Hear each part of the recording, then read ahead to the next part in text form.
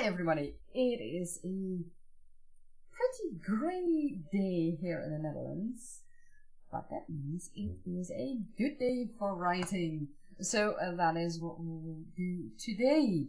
It is the 16th of November, which means that we are halfway through our writing month of the Golden Quill Month. And I am looking forward to hearing from you how far you got. Did you run into any hurdles, or did you already conquer some goals? That would be great. That would be awesome. For those who don't know me, I am Ilse. I am a magic wielding dragon companion and creator of worlds. And today I am working in the world of Tergaenae, which is a completely high fantasy world with, shall we say, interesting things. Last week, I looked into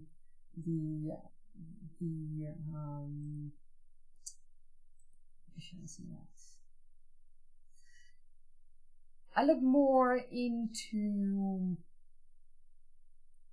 how the archipelago of the Silken Bamboo Kingdom could work.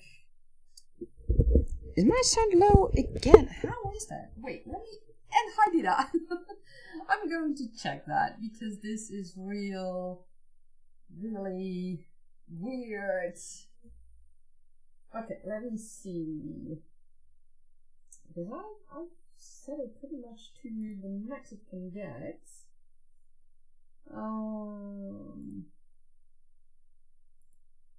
Okay, let me see. Wait.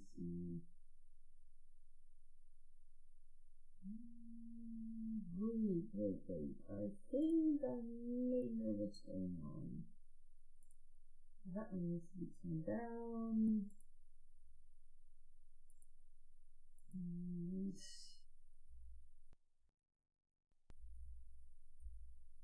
Okay, is it better now? I really hope so. Because it's still not getting any really better. So, okay, let me try to set it even higher. Okay, how is it now? Ooh,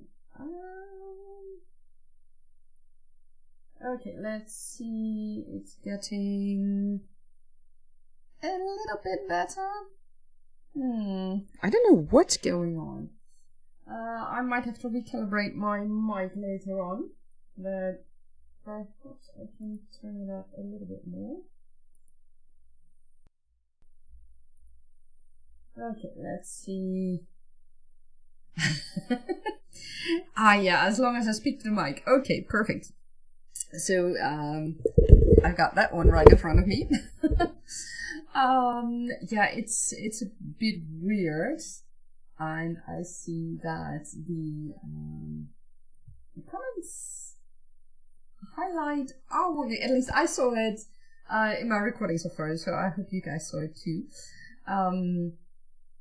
That is the new streaming feature I worked on today and yesterday. But as I was saying, I've been working on the Silken Bamboo archipelago, so that is a fun thing to do. And by the way, Dida, welcome in today's live stream, in today's writing sessions, or creative sessions, better said. It's great to have you here as well. And for everybody else who joins us, welcome, and let us know how you are all doing. At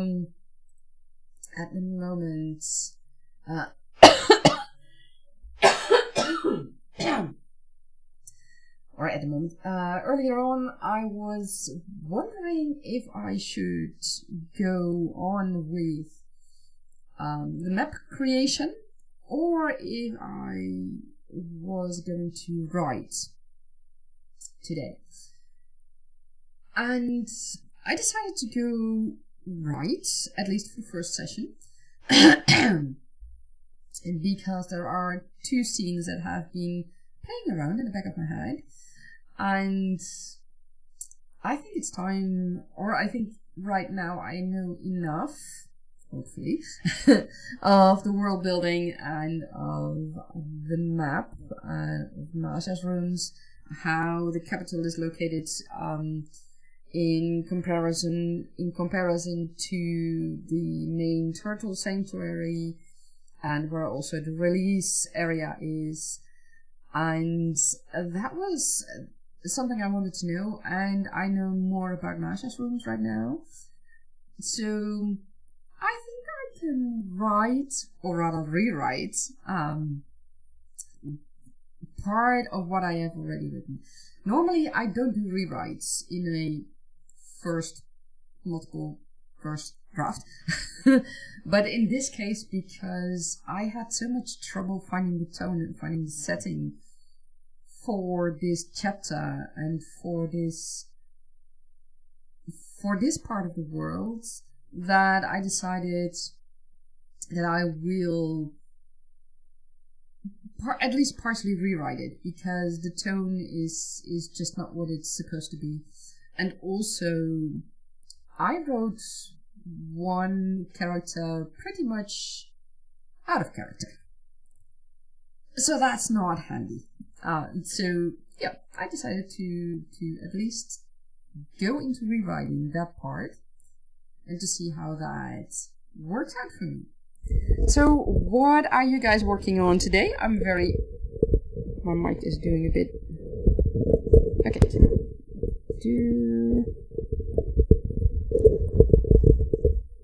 I hope that it stays right now the way it is. That would be good. So let me know what you guys are working on, and did you see any hurdle or encounter any hurdles, or see some of your goals fulfilled already? That would be great as well to hear. And did you say it's just the opposite of you? You see something in your head and you start writing to find out. Yeah. For some parts that I had already written in the past, I think I knew more of the world already, so that I could work with that. And I found that with this piece, I knew which characters I wanted in it, or rather I found out these last few weeks, because during October it was really a mess, and in September as well, it was a real mess. But these last few weeks I found out which characters I wanted there, or that were there and that were at the right time, at the right place. But the whole tropical environment that Nasha currently lives in was, I think, something I simply didn't know enough about. I mean, I've been to Indonesia several years ago, so I had a little bit of experience in a tropical setting, but that was about it. And I found that I just knew way too little of life in the tropics to see things unfold in front of me, and I had this well, no, let me rephrase that. The only thing that I saw coming up were rooms in the palace like we have here in Northern Europe. And I was like, that's not logical to have in the tropics, or at least I don't feel like that's logical to have these big walls, these thick walls and small windows, and it just didn't feel right. But I also didn't quite know how it would be, so that's still something a little bit unknown, but at least I know a bit more right now. So finally it's starting to unfold for me. I just needed to know more about the tropics. And I needed to know more about the turtles and how turtles live, especially sea turtles. How they live, how they move, how they sleep, how they rest,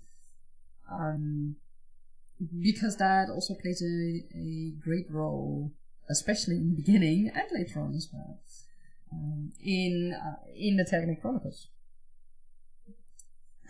And it is it's important that a place feels right. Exactly. And everything that came up with while writing and while working on that first chapter with Naja, it just didn't feel right. It felt almost alien.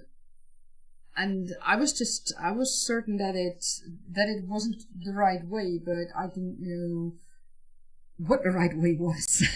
So it's starting to come to me right now, and that's a good thing.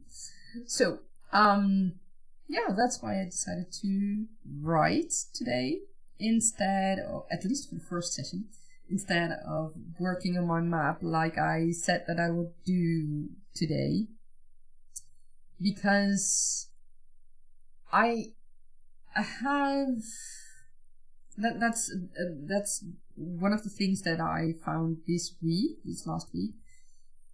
Although I haven't drawn a lot on the map, I know more about it right now. I know, for example, how the palace needs to be positioned and where Naja's rooms need to be to have certain views and to make it logical that there isn't that much time needed to go to the main turtle sanctuary in the release area.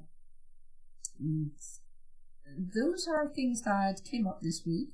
Also, with the help of looking more into archipelagos or islands, I don't know, I think it's an archipelago more, like Bora Bora, which is a huge huge inspiration source for me. I've watched several videos, drone footage and things like that, of Bora Bora and of other islands, and that was really eye-opening. So that's a good thing. I really like it. And that's really helped me form a way better setting, and it also already formed my map better in my head. So I don't quite need the map on paper right now to finish it. I will probably work on that a little bit more later this week, perhaps tomorrow, or at least later this week. But right now, yeah, I'm going to write. And did I say you're heading up to mountain pass and there are shapeshifters around? That's what you're working on right now today. Oh, perfect. That's going to be interesting. I love to hear about that later on. And it was in the news this week that close to 300,000 turtles are arriving to one certain beach in Mexico to lay their eggs. Same day as we talked about turtles.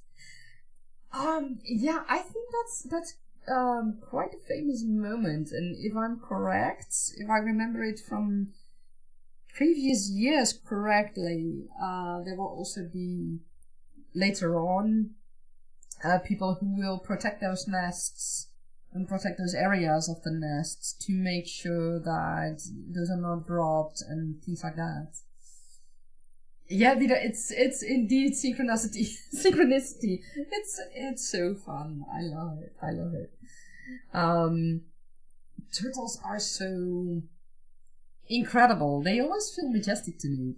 I mean, yeah, I know they eat soft corals, but still they feel majestic to me. And I mean, they begin as really, tiny turtles, and when they are adults, they've grown a lot, and they have gotten their colors and things like that. By the way, the turtles in my world in Tergaenae are perhaps a bit more colorful than the turtles here on Earth.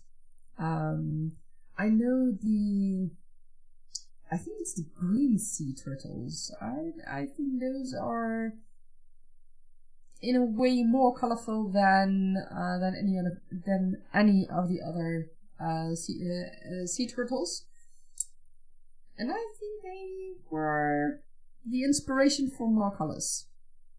So that will be fun.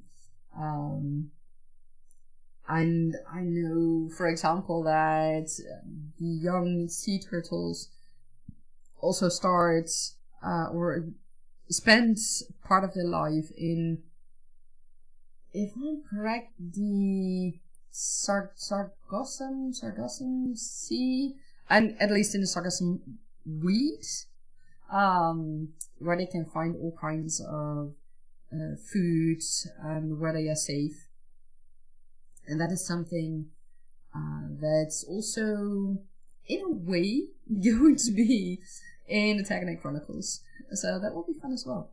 So, let's get into our first creative session of 25 minutes. I still have not been able to fix the timer. That's something I'm going to look into again later on. So, I'm going to try something out right now. I need to set a new one.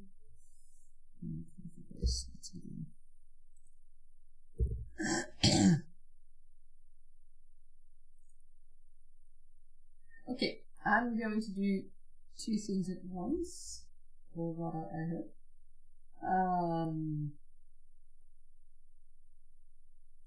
Let's see. This is gonna be a small test because I have right now the alarm on my laptop, and I hope on the laptop that I'm writing on, so I hope you guys can hear it later on. And I have the timer on the other laptop, which is providing the stream, and that is what you guys see in the screen. So we're going to switch to the writing sessions, and I will see you in a bit.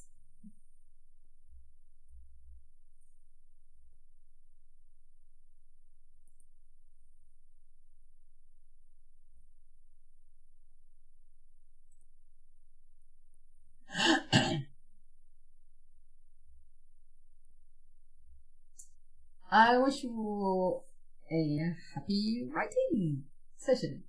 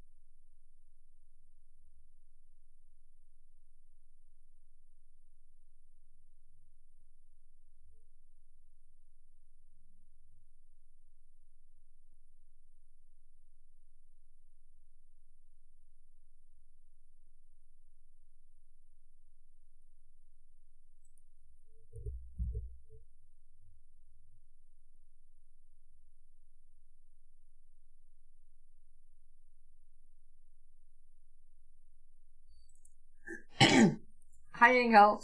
Angel, during the writing sessions, I don't have sound on because of my post-COVID symptoms. I can't work with sound anymore. So I don't have it on because it's simply too much. So yes, it's correct that you don't hear any sound.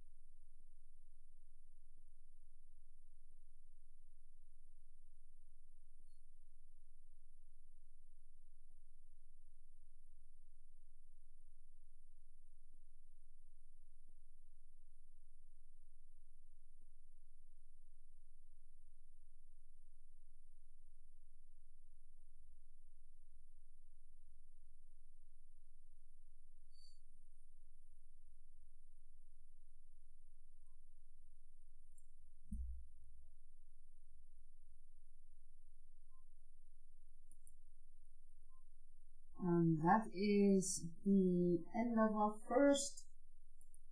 Yes, and that is the end of our first creative session. How did it go for you guys?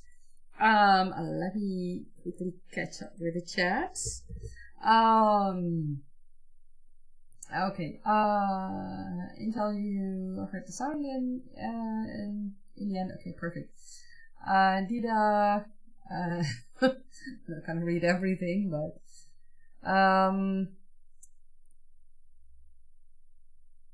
oh, Angel left. Okay, so for those who, oh, 1 moment.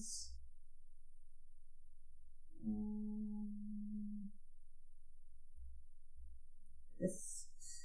For those who don't know what this event is about, the live streams I do are usually a combination of creative sessions. In this case, for me, it's writing, and it may be other times it may be map making. And also just some in between, like I did in the beginning, checking in on you guys, and right now also, and just talking a bit about how my writing is going. Maybe give you a little sneak peek into the Tergaenae Chronicles and the world of Tergaenae, and my apologies. And that is basically the essence of these writing sessions, these creative sessions. Sometimes, but though in that case it's not, it's a different live stream. Sometimes I will do a Q&A or a special edition live stream. For example, I did that in February, I think, when I did a live stream in the theme of dragons, because it was the Chinese New Year, and this year it's the dragon that is the main theme for the Chinese year. So that I talked about some history back then, about how it all came to be and things like that. So yeah. That's how it works. And Dina also explained it. It's online writing working sessions, and half of the time finishing into swapping screens. Yes, yes, Dina, you are absolutely right. I have my setup a bit changed a bit. So yeah, sometimes I just go away like that. Because then I need to do something on the other computer and on the other laptop, and then my phone can't catch that. Where in the past I used the webcam from my laptop, but that's not the laptop I'm writing on anymore. So that doesn't work like that. Angel says, so it's like each one doing their job without looking to YouTube. Exactly, yeah. And consider it the pep talk. And like I said, you'll get to hear little tidbits about my project series between work sessions as well. I hope that Angel had a wonderful time and will have a wonderful time as well in the future. Did I had much going back and forth, just a little writing?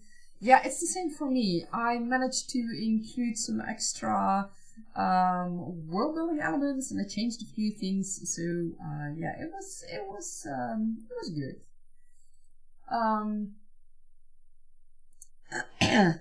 Hello, JK Lambo. Thank you for joining us as well. We met, I think, if I'm correct, at ST Huston's live stream, and we had contact through Blue Sky. For those who want to follow me on social media, my Blue Sky link is in the channel's description, so you can find it there. and also in the description box below. I almost forgot. Jake Lambo, I'm doing good. And what may we call you? Jake Lambo is a long name. If you prefer that, that's okay as well, of course.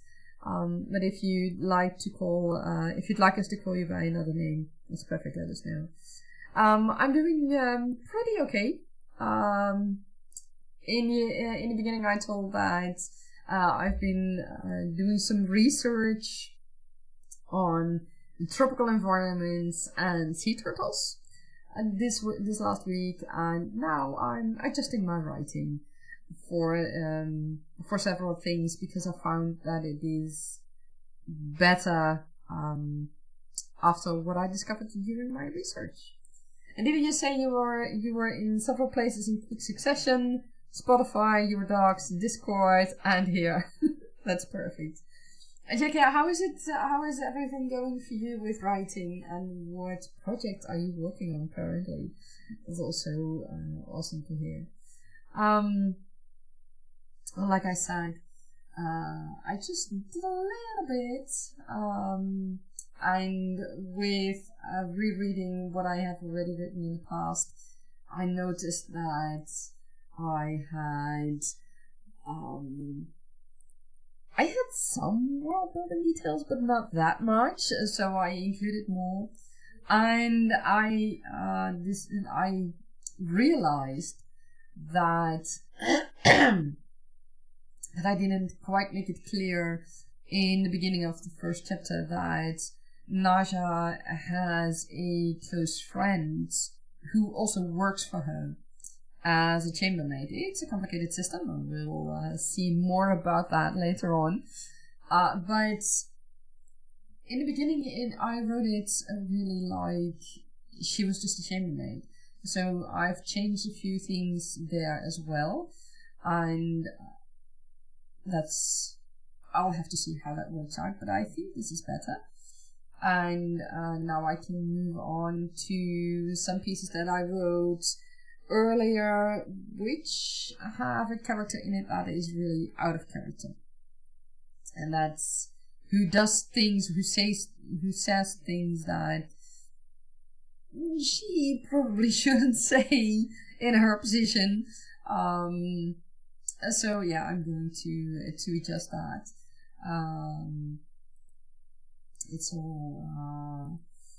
It's all just trying out and seeing how things work.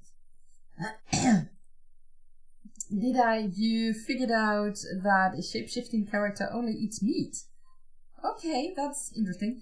Does he or she only eat meat when he or she is in a certain shape? Or does he or she always only eat meat? I'm really curious about that.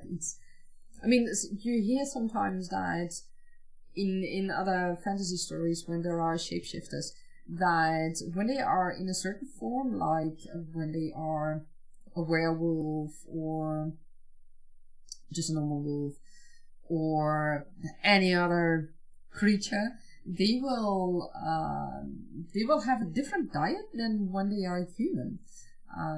So hence my question. And did he just say no, he eats meat only no matter what shape he's in? Okay. That could be quite a challenge, I imagine, if he's somewhere where there's no meat around, like no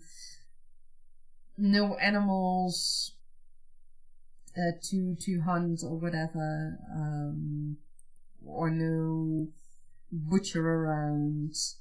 So I can see some challenges ahead for him.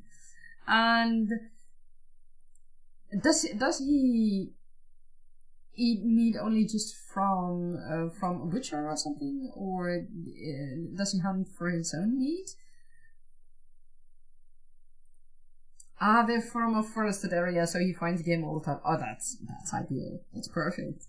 And how does he do that? How does he do that? Yeah, how does he do that when he's traveling, or isn't he leaving his own area? That's always one of the fascinating things I feel when we are writing when we are writing fantasy. Along the way, people also just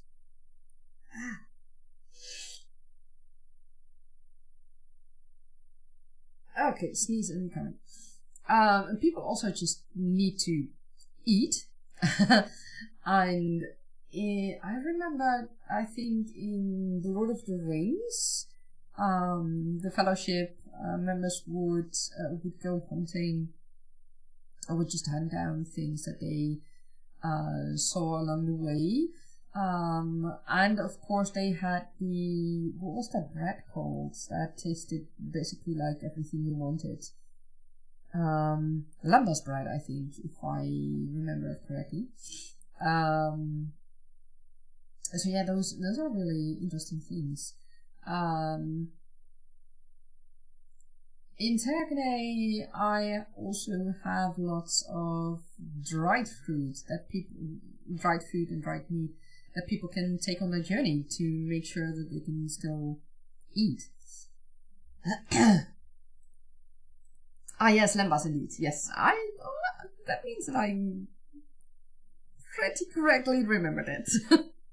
And then you say there will be implications in the future. Yeah, I can imagine that. Yeah, it's so fun to think about how things can implicate the journey of a character, and how it can work for their strengths but also for their weaknesses. I mean, if you have a character like Dida is writing about now, then if this character, if he was in an area which was pretty void of any game, then he would have a hard time feeding himself, especially if he only eats meat. And that will mean that the strength of his body will drop down, of course depending on how long he will travel through that area.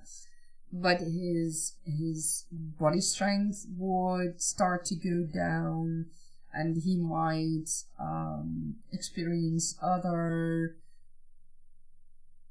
symptoms, or other, let's call it symptoms, of not being able to eat what he needs. And those are all things you need to think about when you are writing your story, when you are working in your world. Because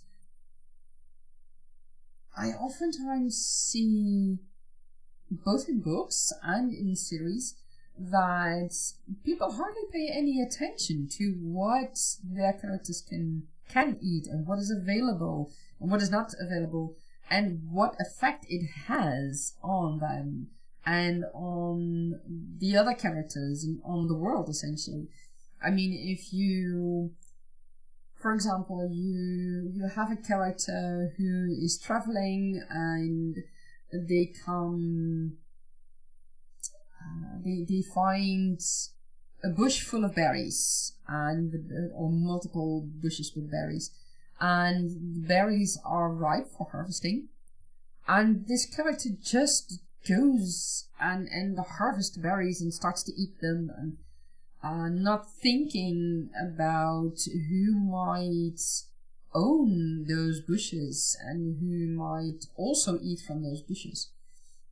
It's very well possible that someone actually owns those bushes, like a farmer, and this farmer wouldn't be able to farm those berries. Now, if it's only just one bush, it's not that much. On the other hand, if it was a starting farmer who just had a few bushes to get things going, then it might mean a lot. So there are loads of complications, possible complications. Did you say you've thought about some things you want to include because it's going to be disgusting for him to be scavenging? Oh, that's going to be wild.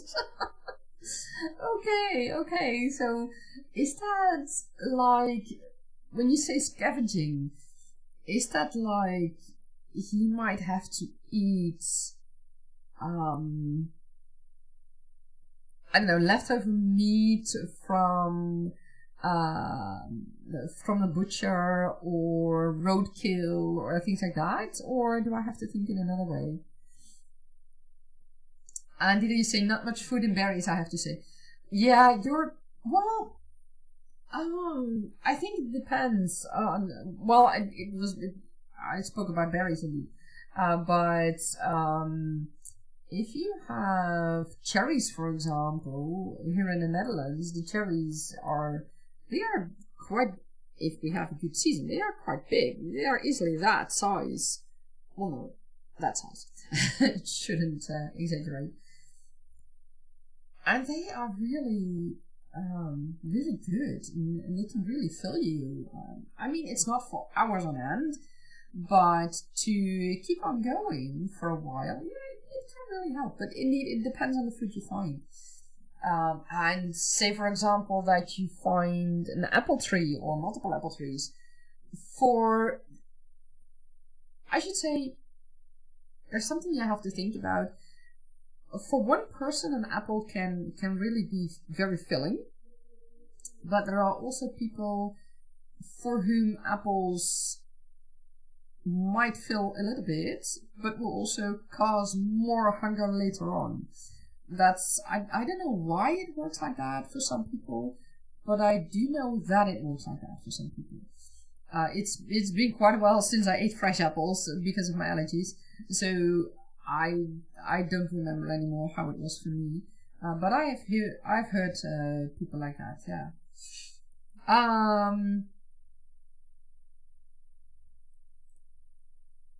And did you say stealing prey from foxes or such?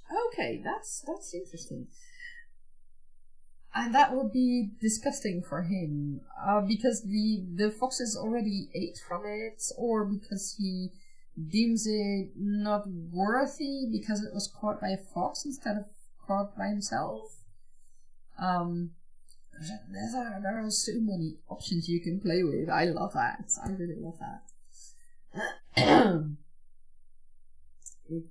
Grab a little bit of a drink.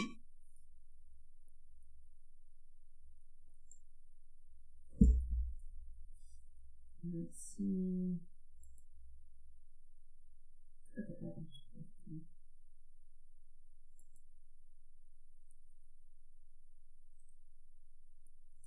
Did you say old meat rotting? That's what I'm thinking. Okay, that way. So it's really basically what foxes left around just to eat later, and he's gonna steal that.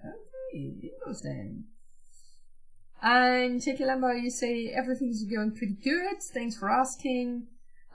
Finished the work deliverable yesterday night, so you're free to rest a little bit, and you're actually going back to bed now. But thanks for the stream.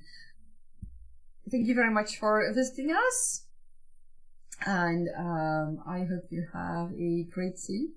You wanted to pop in and like the stream and alert before you go to back to sleep. Well, I wish you a wonderful sleep, and I hope to see you later again at some point. And we'd love to hear from you later on. If you like, then join us in the Discord where we talk loads about fantasy worlds and things. And this is a surprise for everybody, tomorrow Dida and I will do a live podcast in the Discord, which will be later on published here on my channel. But tomorrow it will be live in the Discord, and you can send in questions through the chat, which we can answer during the podcast. So if you like, join the Discord and meet loads of other people. And for the time being, I wish you a very good sleep. Did you have raspberry juice actually? Oh, that's fun. Okay. It is 2 p.m., which means I'm going to do one more creative session, because I feel I'm starting to I'm starting to get tired. I can feel that. But I want to do one more creative session. I want to write a little bit more. before I'm taking my rest again. Yeah, that's one because that's really the limit for now. So let's get into it. One more session of 25 minutes, and I wish you all a fun time writing.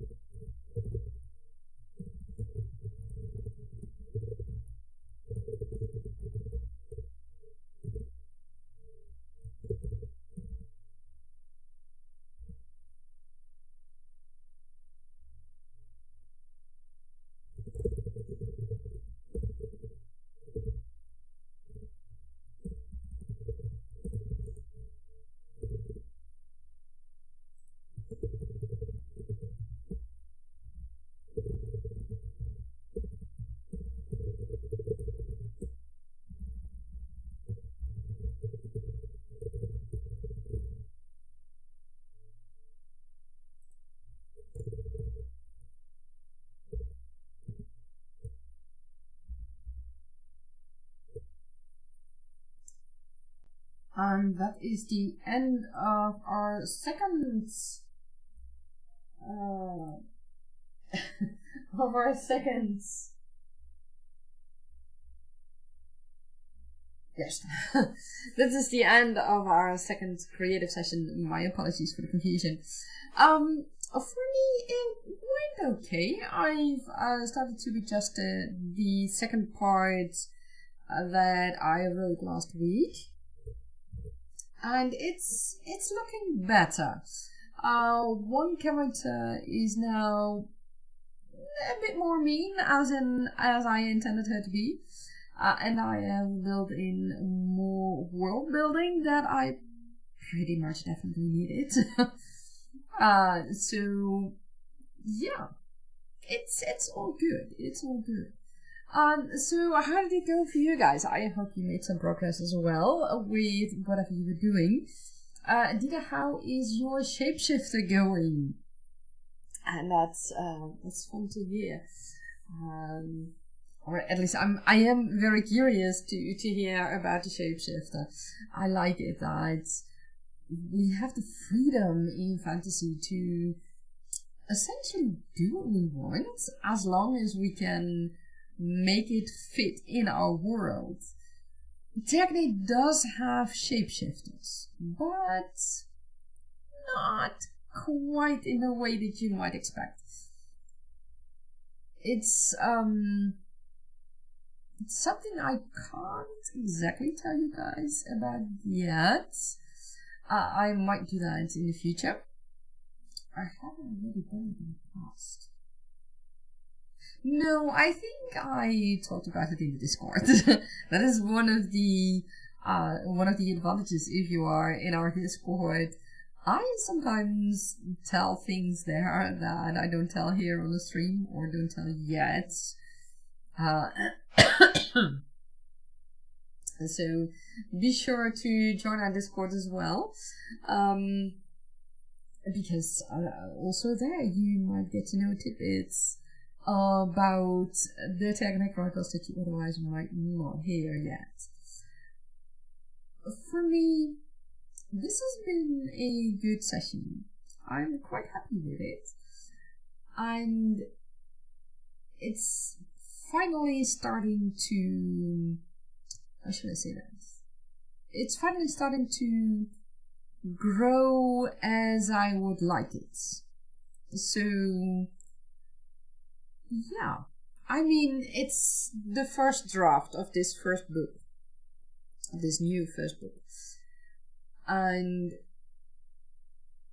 a first draft is something that will be at least edited later on, might be rewritten completely. And oftentimes you will find that you won't even use your first chapter. Well, in this case, I think I will. Because it shows a lot of things that are in sharp contrast with things that happen later on. So that is why I think this chapter will remain, albeit probably partially rewritten, maybe edited, but that's okay. That's part of the writing process. For me right now, the way it is right now, the way it's starting to take shape, yeah, I'm finally feeling the tone, the settings, the characters, so I'm satisfied with it. Yeah.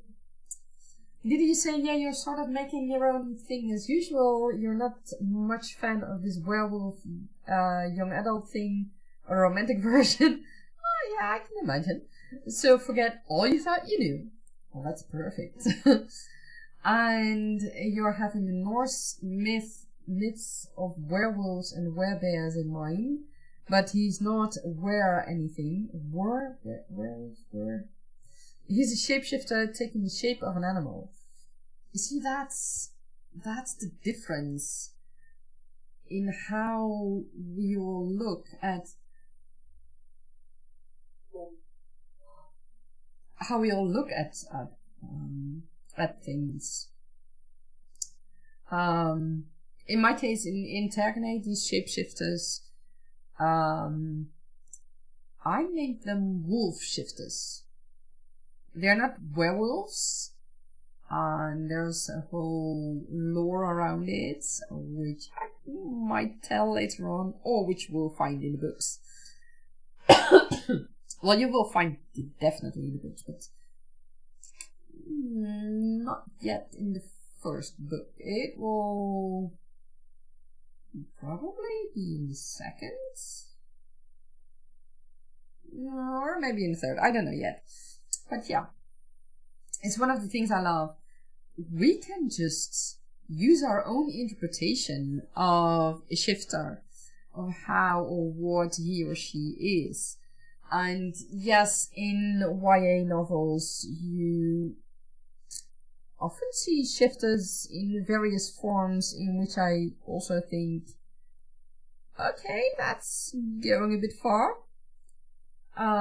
Especially with what these shifters then do with humans. And I'm thinking, okay, that's too far for me. I mean, I don't like that.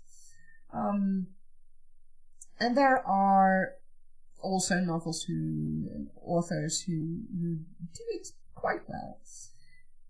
It depends on how you yourself see shifters and feel about shifters. And what mythology you use, what historical information you use. Yeah, that's the fun of it. And then you say, not quite a skinwalker either, but you're having the myths in mind, of course. I totally understand that. And you have a different character who's a true skinwalker, a Selkie. See, that's also great. I mean, Selkies, I think, but Dida, I'd love to hear if I'm correct about this. If I'm correct, the Selkie originates from Scotland, is that correct? I don't know the entire myth about it, but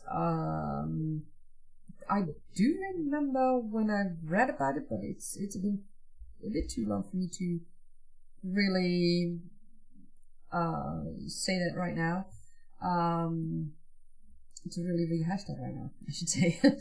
I remember it was a good myth, a good lore that was with that, but I don't quite remember it. Dida, you say you're not gonna comment on contemporary writing. You want to be careful with my biases since people like that style too. Yeah, that's the fun part. There's something for everyone. And that's, I mean, when people say, I've heard people say that, oh, but everything has been written already. Well, I think if we go really way back, someone once said there are, I think, 7 different kinds of stories. And that basically everything has been written. Well, maybe that variety may have been written, but it's not been written in your own voice, with your experiences, with your world. And that is what makes books so different. That is the joy, and that is what I find as a joy in reading books and in writing books. Especially when you write, well, no, not especially. Yeah, when you write fantasy, you have the option to really create your whole world. It's what I've done with Tergaenae, and I know Dida has done that as well with her world. We have created a completely new world, which means we make our own rules. And we are inspired by mythology and history from Earth. But it doesn't mean that we have to completely adhere to that. it also means that we can interpret things in our own way, with our own experiences, with our own knowledge, and with our own dreams. And what we may or may not like is something that another author may not or may like. The shapeshifters from present day, or from YA, several YA novels. Yeah, there is a novel for everybody. And like people from vidIQ, totally not related to writing, but people from vidIQ tell us there is a niche for everybody here on YouTube. They are YouTube educators, and there is a niche for everybody, and there are videos on YouTube basically for within the legal limits, of course, and within YouTube's guidelines and limits. There's something, I mean, you can think it, and it's probably there. And there may be a small audience, there may be a big audience, and the same goes for books. Even if you think that your story is not original, it is original, because you write it with your voice, with, like Vida says, with your own way of telling. There's no one who can tell your story the way you can tell it. That's not possible. So, if you are doubting, just go write. And if you would like input on your writing, in the sense that when you're stuck with something, or you'd like some sparring with someone, feel free to come in our Discord and ask for sparring partners and ask for feedback. We are always happy to give that to you.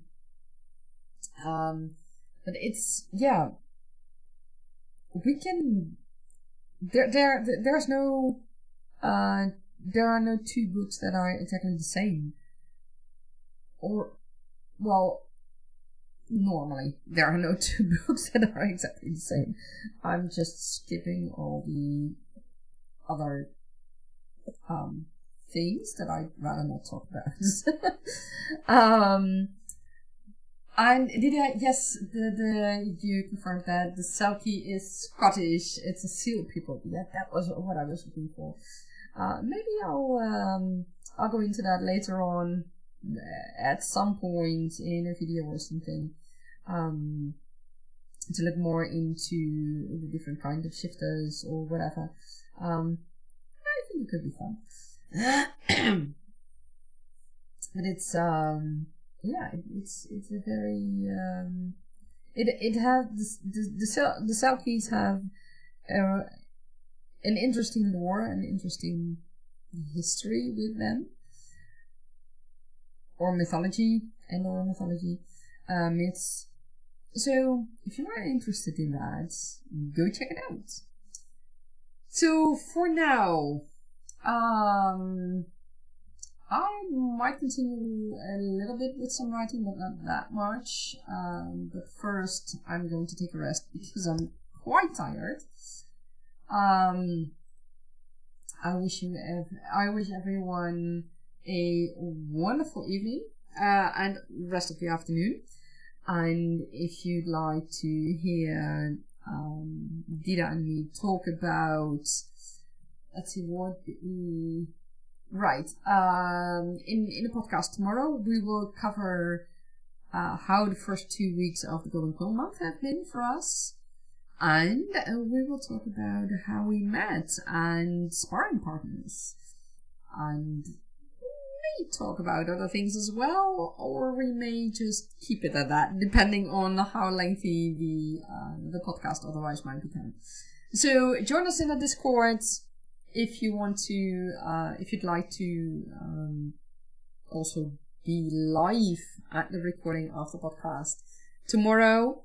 And if you would like feedback or sparring partners or accountability partners, we're all here for that. We encourage people to do that. And yes, Tita, you say, oh, we will be able to pass time for sure. Yeah, we are very, very much able to do that. Tita and I can just go on talking. I mean, just give us a writing subject, a world building subject, and we will just go on.